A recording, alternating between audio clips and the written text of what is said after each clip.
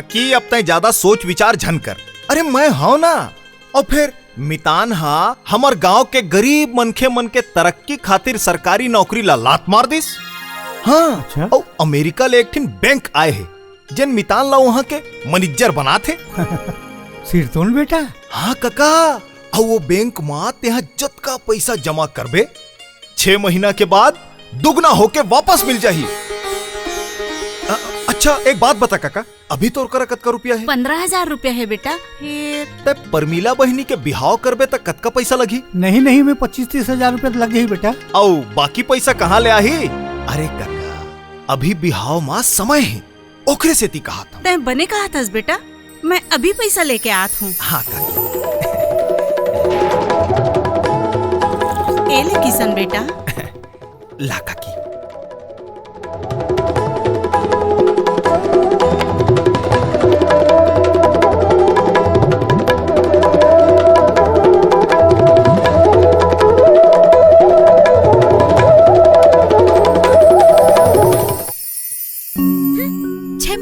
शहर ले आए हैं। गांव में आए 3 दिन हो गए, एक कन चेहरा दिखा दिस तहाले हो गए। कोनो जी ये त मरे ओला का है? कौन ला किठस वो? वही सूरज ला और कौन ला? ओकर बिना छिन छिन कैसे जियत हो तेला मैं ही जानू। ज्यादा भाव खाते तो छोड़ना होला, कोनो दूसर देख ले। काबर दूसर देखूं? औ तै कौन होता सलाह देवैया? मैं हवा हूँ। हवा? हवा घलो आजकल बोलते हाय तई।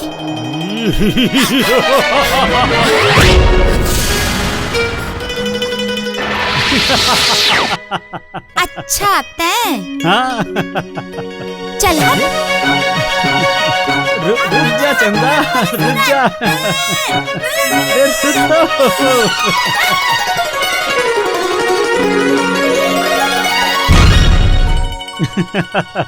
अरे डर रहा गया इसका चंदा।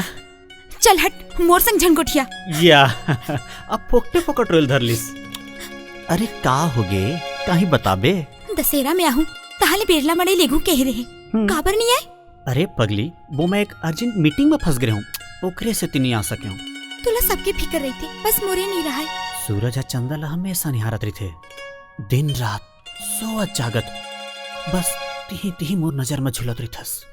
सिरतन सूरज? हाँ चंदा, और ये देख मैं तोर बार का लाने हूँ। हाय गजरा तुला बड़ पसंद है ना? मैं अपन हाथे से गुथे हूँ। लेना अपने हाथ ले पहिरा दे।